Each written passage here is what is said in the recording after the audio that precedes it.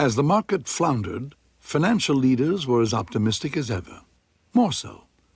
Just 5 days before the crash, Thomas Lamont, acting head of the highly conservative Morgan Bank, wrote a letter to President Hoover. The future appears brilliant. Our securities are the most desirable in the world. Charles Mitchell assured nervous investors that things have never been better.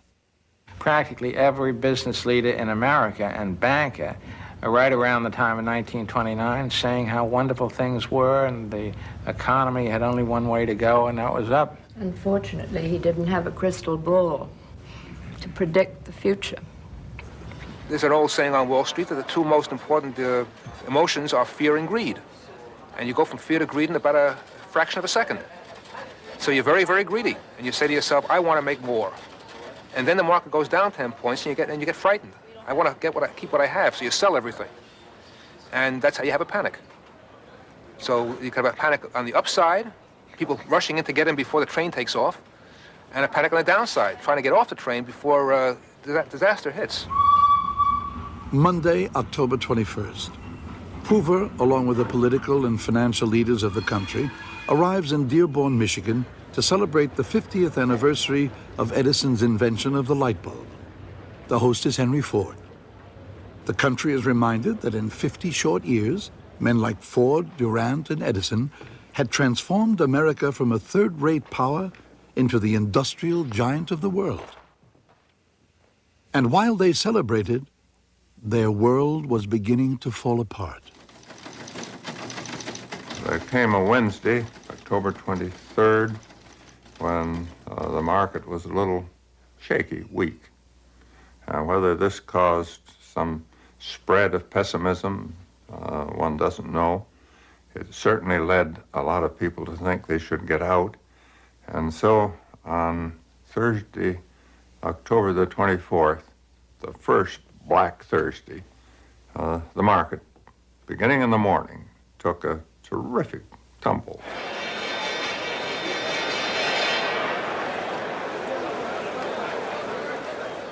The market opened in an absolutely free fall, and some people couldn't even get any bids for their shares, and it was wild panic. And an ugly crowd gathered outside the stock exchange, and it was described as making weird and threatening noises. It was indeed one of the worst days that had ever been seen down there. There was a glimmer of hope on Black Thursday. Directly across from the New York Stock Exchange was a low, stately building, the House of Morgan. 22 years earlier, J. Pierpont Morgan had stopped the panic of 1907. October 24th, high noon. All eyes were now on acting head Thomas W. Lamont. Tom Lamont called a number of the other bankers, like Charles Mitchell of the National City Bank, and people from the Bankers Trust, and Albert Wiggin of the Chase Bank, and so forth. There were about a half a dozen of them there. And they were gathered together to really discuss what they could do to stem this tremendous onslaught of selling stocks on the stock exchange that was taking place. About 12:30, there was an announcement that this group of bankers would make available a very substantial sum to ease the credit stringency and support the market. And right after that, Dick Whitney made his famous walk across the floor of the New York Stock Exchange.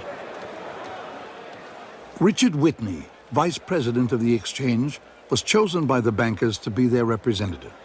At 1:30 in the afternoon, at the height of the panic, he strode across the floor and in a loud, clear voice ordered 10,000 shares of U.S. Steel at a price considerably higher than the last bid. He then went from post to post, shouting buy orders for key stocks.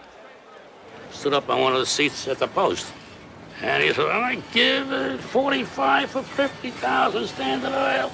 And everybody started to applaud. Oh, the crash is over. If Morgan's putting his money in, maybe the crash is over. And sure enough, there seemed to be evidence that the bankers had moved in to end the panic. And they did end it for that day. The market stabilized and even went up.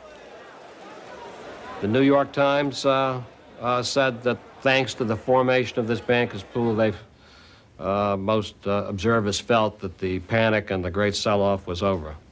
And most people did feel that way. Tom Lamont felt that way. But Monday was not good. Apparently people had thought about things over the weekend, over Sunday, and decided maybe they might be safer to get out. And then came the real crash, which was on Tuesday, when the market went down and down and down without seeming limit. October 29th. Morgan's bankers could no longer stem the tide. It was like trying to stop Niagara Falls. Everyone wanted to sell. AT&T down 50%. RCA, once $110 a share, couldn't find buyers at $26. Blue Ridge 100 plunged to $3 and still no buyers. On the floor, they had never seen anything like it. And it was just like a nightmare, and I couldn't believe what was going on. In those days, every buy order was on a black pad, and every sell order was on a red pad. And all I saw was members running around with a fistful of red orders, just like chickens with their head cut off. They didn't know which way to run. They were panicking, screaming. Everybody was bumping into everybody else. Oh, don't remind them. Anyhow, this is what happened, and I tell you, and I was supposed to answer, everybody yelling at me.